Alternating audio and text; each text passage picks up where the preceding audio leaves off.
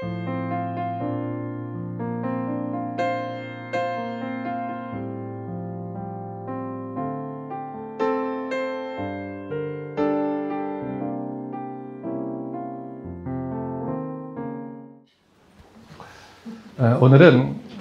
우리가 지난 6주간 함께 나누었던 복 있는 자 시리즈 마지막 시간입니다. 마무리 시간으로 요한계시록에 기록된 7복 중에서 마지막 복, 7번째 복에 관해서 함께 살펴보도록 하겠습니다. 오늘 본문이 3절밖에 되지 않기 때문에 제가 다시 한번 봉독할 테니까 한번 들어보세요. 네. 나는 알파요, 알파와 오메가요, 처음과 마지막이요, 시작과 마침이라. 자기 두루마기를 빠는 자들은 복이 있으니 이는 그들의 생명나무에 나아가며 문들을 통하여 성에 들어갈 권세를 받으려 함이로다. 개들과 점술가들과 음행하는 자들과 살인자들과 우상 숭배자들과 및 거짓말을 좋아하며 지어내는 자는 다 성 밖에 있으리라 했어요. 여러분, 이 3절의 말씀은 성경에서 궁극적으로 말하고자 하는 복이 무엇인가를 다시 한번 정리해주는 말씀이라고 할 수 있겠습니다. 우선적으로 13절에서는 뭘 말하고 있냐면 우리 인생에 복을 주시는 주체가 누구이냐, 그것을 다시 한번 얘기하고 있죠. 확인하고 있습니다. 14절은 그렇다면 우리가 추구해야 될 궁극적인 복과 그 결과 이를 통한 이 과정은 어떠한가를 이야기하고 있고, 그리고 마지막 15절은 그렇다면 이와 반대로 복받지 못하는 자들은 누구이며 그들은 어떤 삶의 결과를 맞이하게 되는가, 그것에 대해서 설명해 주고 있습니다.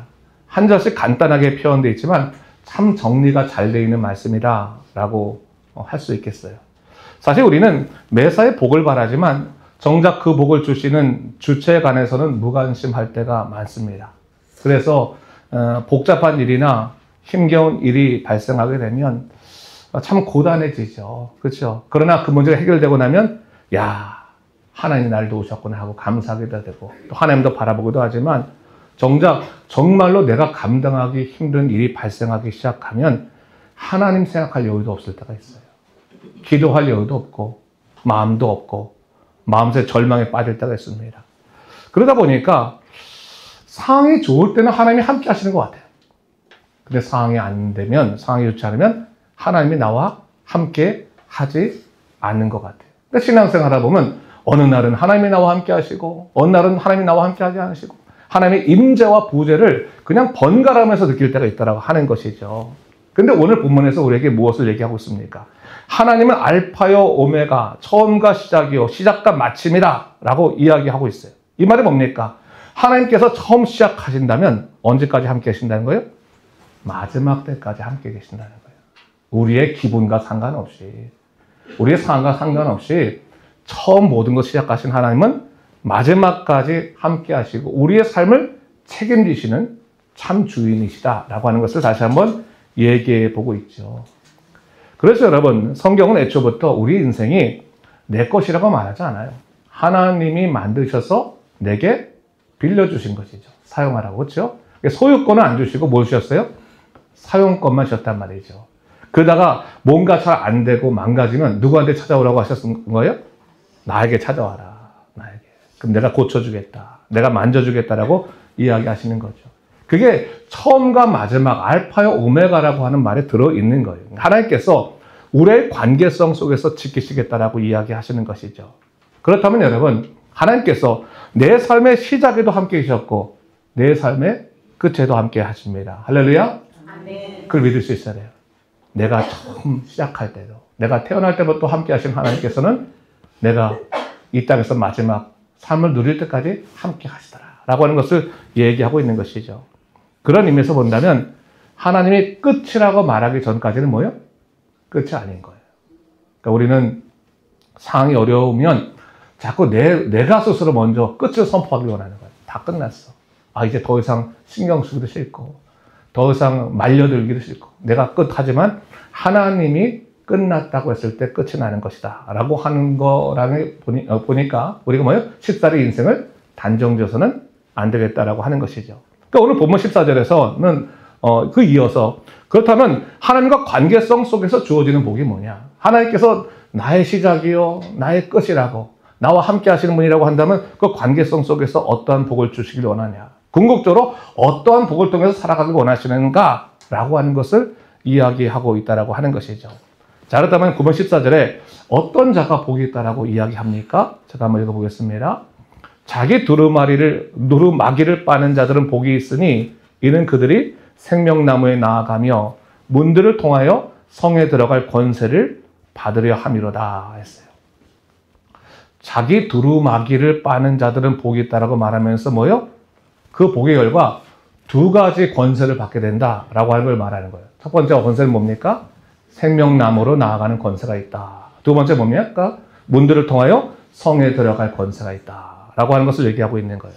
사실 이 두 가지 권세는 성경에서 말하는 모든 복의 기결점이자 사실 신앙적인 삶의 최종 목적지다라고 말할 수 있는 것이죠. 여러분은 신앙생활을 왜 하십니까? 목적이 뭡니까? 이 땅에 살아가면서 좀 마음이 안정되고 또 편안해지기 위해서 신앙생활 하세요? 아니면 하나님으로부터 어떤 형통의 복을 받아서 남들보다 건강하고 풍요롭고 안정된 삶을 살아가기 위해서 신앙생활 합니까? 물론 이 땅을 살아가면서 남들보다 마음도 편하고 육신도 건강하고 재물도 좀 풍요로우면 참 좋을 것 같아요. 하지만 성경에서 말하는 궁극적인 신앙생활의 목적은 그것과는 좀 다릅니다. 그러니까 하나님께서 우리로 하여금 신앙생활 하도록 만들어주신 것은 우리가 이 땅을 잘 통과해서, 이 경유진 땅을 잘 통과해서 당신께서 예비하신 천국에 들어가게 하기 위해서 우리로 하여금 이 땅에서 믿음으로 살도록 만들어 주셨다고 하는 거예요. 바로 성에 들어갈 수 있는 권세를 주시기 위해서 이를 통해 뭐예요? 생명나무로 나아가서 영생의 삶을 살아가도록 하나님께서 우리를 친히 신앙생활로 인도하셨다라고 하는 것을 얘기하고 있는 것이죠. 바로 그것이 성경에서 말하는 가장 큰 복이라는 거예요. 신앙생활의 목적이 뭐냐? 여러분, 천국 가는 거예요. 그게 성경에서 말하는 가장 큰 복이라고 하는 것을 얘기하고 있는 것이죠. 그래서 요한계시록 21장 2절 말씀에서도 이 거룩한 성에 들어가는 우리의 모습을 어린 양의 혼인잔치로 표현하고 있는데 계시록 21장 2절 말씀에 이렇게 말하고 있어요. 또 내가 보매 거룩한 성 새 예루살렘이 하나님께로부터 하늘에서 내려오니 그 준비한 것이 신부가 남편을 위하여 단장한 것 같더라 했어요. 지난주에 이미 말씀드렸지만 이 요한계시록에 기록되어 있는 새 예루살렘이라고 하는 것은 궁극적으로 우리가 맞이할 천국의 모형이면서 동시에 그리스도의 신부로 준비되어져 가는 교회의 미래적인 모습이라고 볼 수 있는 거예요.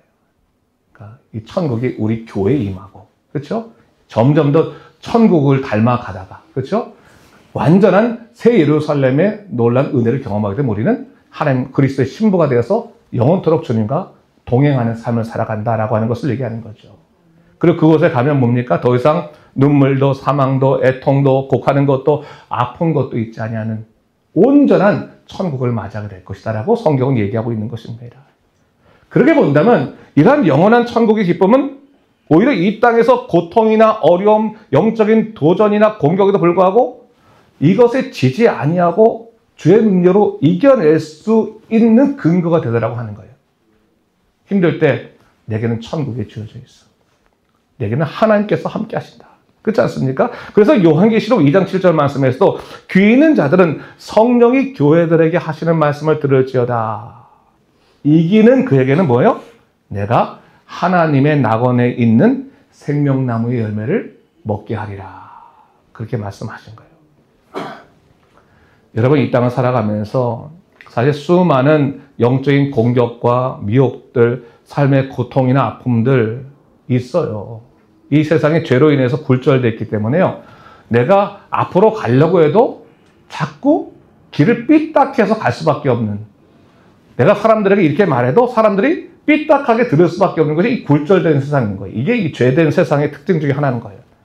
그래서 너무 마음이 고통스럽고 모든 것을 다 내려놓고 포기하고 싶어요. 근데 뭘 얘기하고 있습니까? 그럼에도 불구하고 예수 믿는 사람들은 하나님의 약속을 믿고 이겨내라. 극복해내라. 그럼 뭐예요? 영원한 생명나무의 열매가 내게 주어지게 될 것이다. 이 생명나무를 통해서 너는 하나님 나라 가게 될 것이다. 절대로 이 땅에서 길을 잃어버리지 말고 잘 견뎌내서 내가 예비한 천국에 들어오라 라고 하는 것을 말씀해 주시는 것이죠. 그런 복된 삶을 맞이하기 위해서 오늘 본문에서 우리에게 중요한 하나의 삶의 원칙들을 얘기해 주는 것이 있어요. 원리를 얘기해 주는 것이 있습니다. 그것이 뭐냐면 14절에 보니까 자기 두루마기를 빨아야 된다. 이 땅을 살아가면서 두루마기를 빨 수밖에 없는 이 인생이라는 것을 알라는 거예요. 그러니까 이 땅의 삶은 어차피 더럽혀지는 삶인 거예요.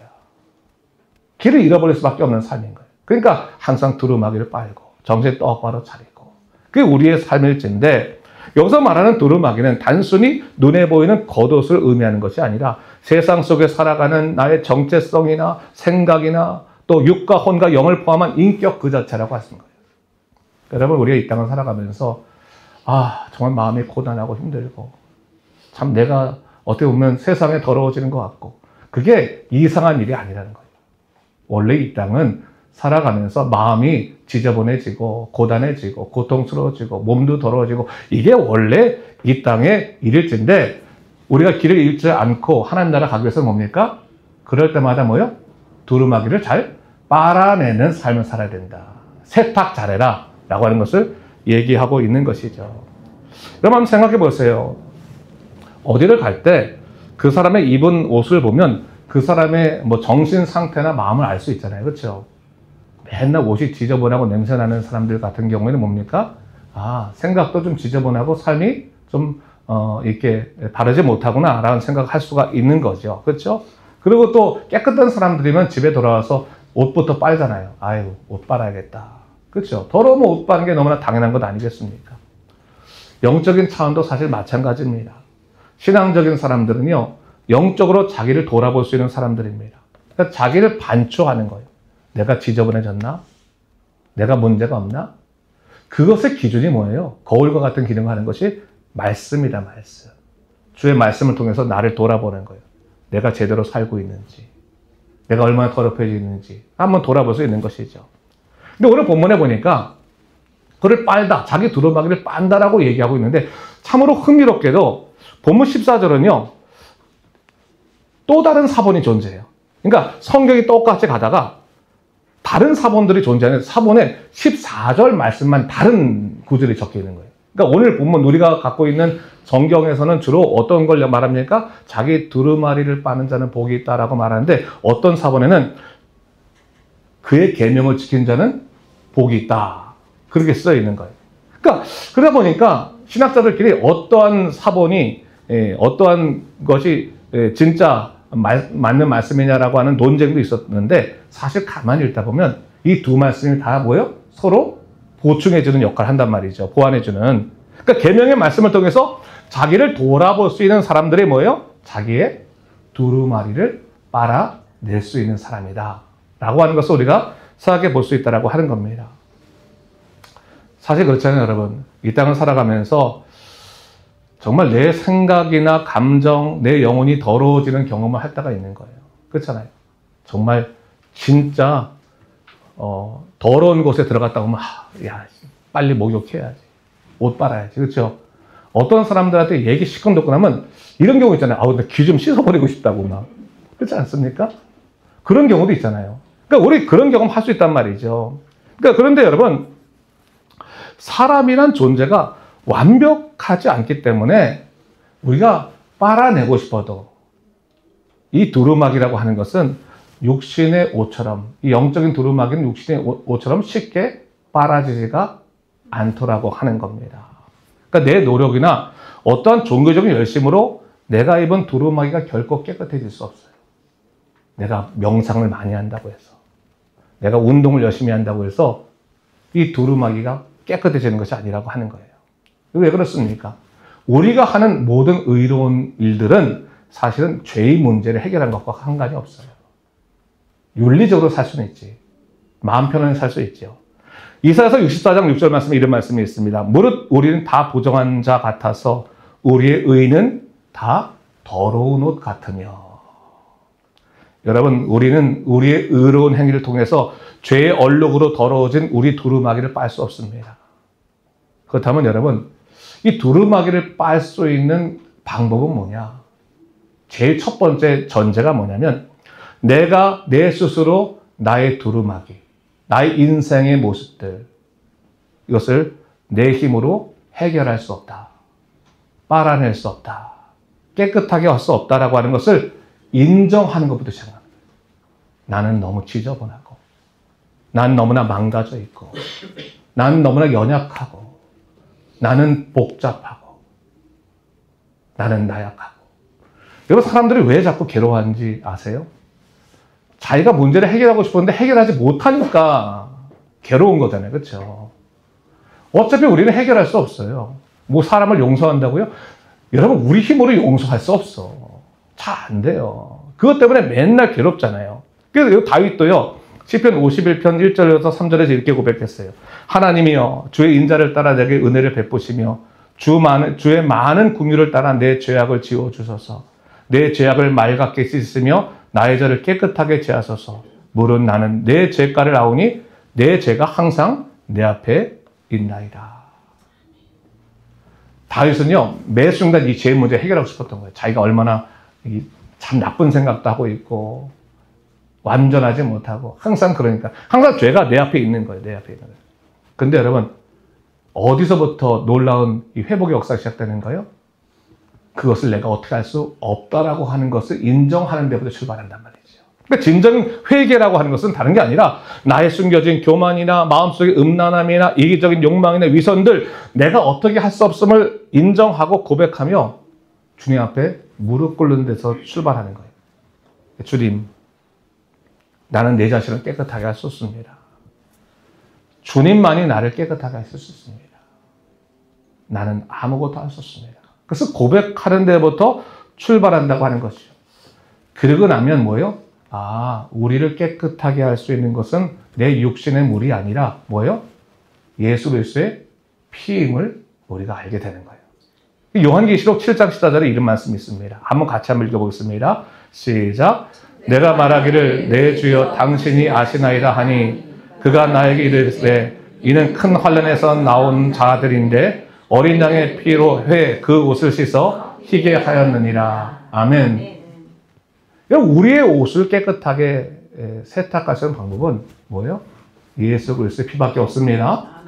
그거를 성경에서 얘기하는 거예요. 나의 더러워진 두루마기를 깨끗하는 방법은 예수 그리스도의 피밖에 없다. 그러니까 내가 노력한다고 되는 게 아니에요. 피의 은혜가 임해야 되는 거지. 여러분, 자꾸 똑같은 죄 짓는 분 있잖아요. 자꾸 뭘 해결하려고 그러는데 뭐 여러 가지 자꾸 어려움이 있는 분들 너무 절망하지 마십시오. 인간이니까 못하는 거예요. 그거 잘할 수 있는 사람들요, 세상에 몇 되지도 않고요. 그 사람들도 속으로는 아무것도 못해요. 여러분 아세요? 유대인들이 율법으로 산다고 이렇게 얘기하면서 자기네 율법으로 사는 것이 불가능한 걸 깨달은 건 아니까 나름대로 자기가 그 죄로부터 도망갈 거 이렇게 만들잖아요. 그 중에 하나가 뭐냐면 이스라엘에 가면 안식일만 되면 안식일 엘리베이터라는 게 있잖아요. 안식 엘리베이터가 뭐냐면 누르지 못하는 거예요. 모든 층에 다 쓰게 돼 있어. 1층부터 10층까지.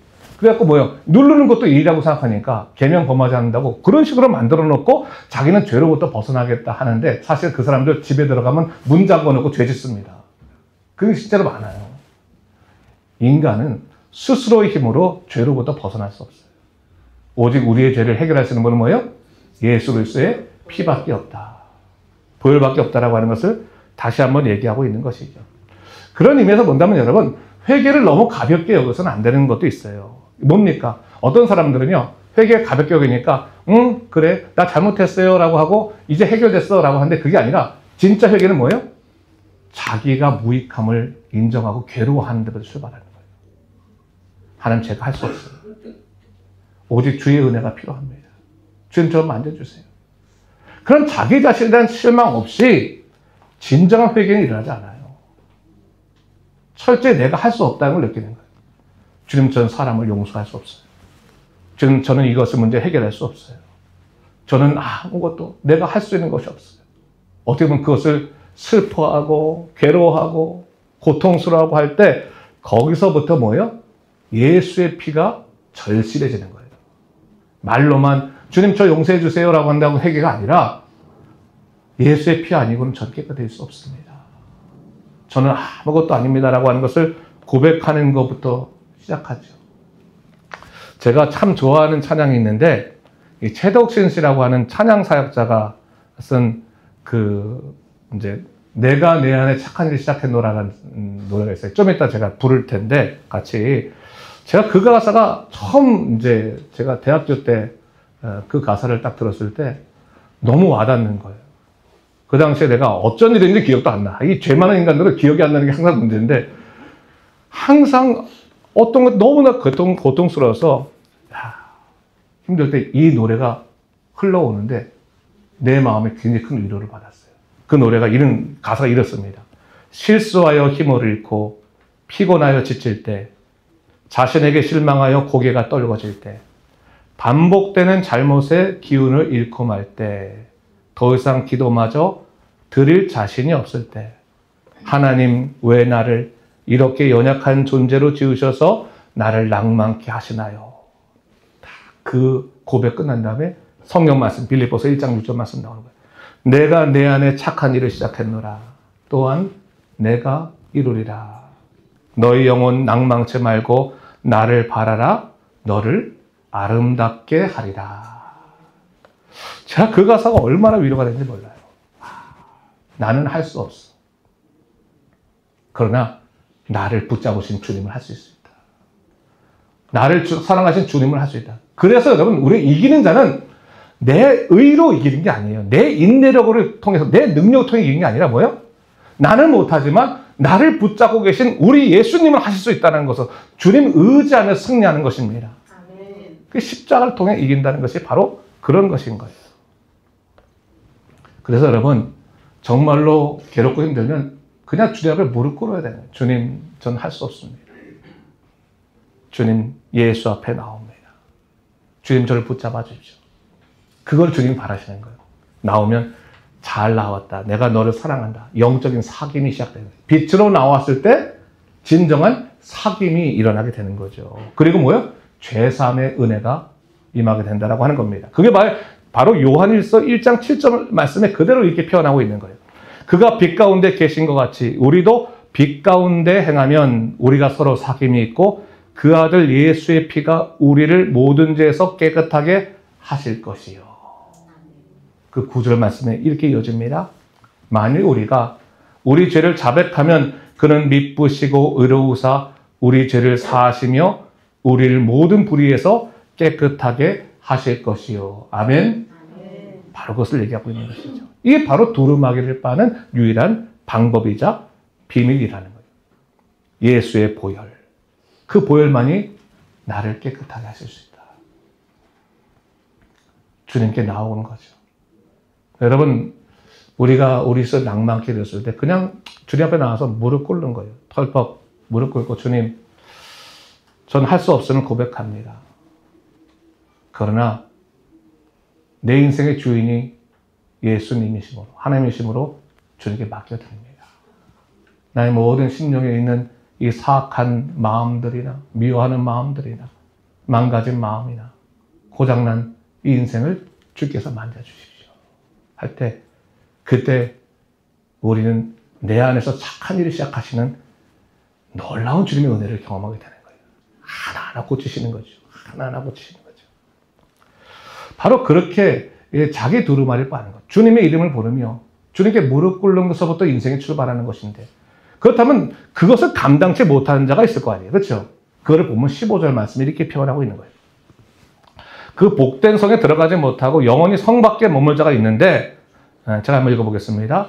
개들과 점술가들과 음행하는 자들과 살인자들과 우상숭배자들과 및 거짓말을 좋아하며 지어내는 자는 다 성 밖에 있으리라.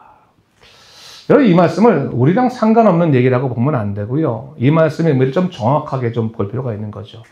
여기서 개들이라고 표현한 것은 사실은 이 첫 번째 의미는 부도덕하고 탐욕스러우며 거룩한 것을 짓밟고 복음을 대적하는 거짓 교사를 상징하는데, 빌립보서 3장 2절 말씀에서도 그래서 개들을 삼가고 행악하는 자들을 삼가고 몸을 상해하는 일을 삼가라라고 경고한 겁니다. 그래서 멀쩡하게 신앙생활하는 사람들을 미혹하여서 세상으로 돌아가게 하는 사람을 의미하는 것인데, 그거보다 더 본질적인 의미가 있다는 거예요. 당시에 개들은 어떤 존재냐면 이스라엘 백성들에게는 자기 먹은 것을 토해내요. 토해낸 다음에 저기 갔다가 먹을 거 있는 거 그것을 다시 먹더라는 거예요. 그러니까 토해낸 것들은 버려야 되는 거잖아요. 그냥 돌아와 다시 먹는 게 개인 거예요. 개. 무엇을 의미하면 내가 예수 믿겠다고 생각하고 작정하고 이제부터는 하나님의 세계로 나아가다가 그래서 옛날 거 다 토해냈어. 토해냈다가 조금 있다가 저거 먹을 만하면서 다시 주워 먹는 사람들. 영적인 배신자들. 그걸 개들이라고 표현하는 거예요. 개들. 뱉은 것은 거기서 끝내라는 거예요. 내가 바뀐 삶을 산다면 거기서 끝나는 거지 그 토해낸 것을 다시 집어먹어서는 안 된다. 점술가들, 음행하는 자들, 이건 뭐 다른 것도 아니에요. 이건 뭐예요? 창조주 하나님의 주권을 인정하지 않고 다른 것에 따라 살아가는 사람들. 우상숭배. 뭐 요즘은 정말로 교회 다닌다고 하면서요. 점치러 다니는 사람도 얼마나 많은지 몰라. 세상 더 의지하고. 그렇죠? 그런 것을 향해서 뭐예요? 음행하는 자라고 얘기해요. 음행하는 자. 단순히 육체적인 음행을 떠나서 영적으로 하나님만 바라보지 않고 세상 것에 의지하여 살아가는 자들, 음행하는 자들이라고 하는 걸 얘기하는 거예요. 살인하는 자들도 마찬가지예요. 남의 생명을, 육적인 생명을 해하는 자들뿐만 아니라 요한일서 3장 15절 말씀 보면 뭐라고 말하면 형제들까지 미워하는 자들까지 포함한다는데 그 형제들을 미워하는 자마다 살인한 자니 살인한 자마다 영생이 그 속에 거하지 아니하는 것을 너희가 아는 바라. 여기서 형제들은 사실은 주 안에 있는 형제를 말하는 거죠. 서로 사랑하라. 거짓말을 좋아하며 지어하는 자 마찬가지예요. 하나님보다 돈이나 명예, 쾌락이나 자기 자신을 더 사랑하고 진리이신 예수 그리스도를 거부하며 거짓의 아비인 사탄의 가치관에 따라 살아가는 자들. 성경은 이런 자들이 뭐예요? 성 밖에 버려진다라고 얘기하는 거예요. 근데 그렇다면 이런 자들은 구원받지 못하는 겁니까? 정말로? 근데 여러분 가만히 이 본문을 읽어보면 그렇지 않다는 것을 발견하게 돼요. 뭐요? 성 안에 있는 사람과 성 바깥에 있는 사람이 나누는 기준이 어디 있다는 거예요? 자기 두루마기를 많은 것에 있음을 알게 되는 거예요. 다시 말해 자기가 더러워졌음을 인정하고 자기가 그렇게 살았더라도 주님께 나와서 주님 저는 어떻게 할 수 없습니다. 무릎 꿇고 인정하는 자들에게 뭐예요? 성 안에 들어갈 권세가 또 주어지더라. 그래서 여러분 자기 자신을 잘 판단해야 돼요. 내가 혹시 15절에 나온 사람들처럼 그렇게 살지 않는가? 만약 그렇다면 뭐예요? 자복하고 주님, 전 주님이 필요합니다. 주님 앞에 나아가겠습니다. 고백하면 주께서 그를 받아주신다라고 하는 것이죠.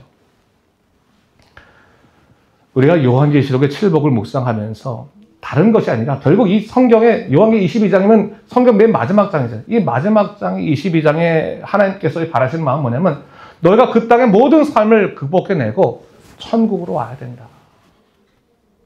내가 예비한 천국으로 와야 된다. 네 두루마기를 빨고 내가 너와 함께할 그 영원한 나라 천국으로 와라 라고 하는 것을 우리에게 초청하고 권하고 계신 것입니다. 그렇다면 우리 각자가 우리 영혼을 좀 돌아보면서 진지하게 질문을 해봐야 되는 거죠. 나의 영혼의 두루마기는 어떤가? 혹시 죄의 얼룩으로 덮여있지 않는가? 냄새나지 않는가?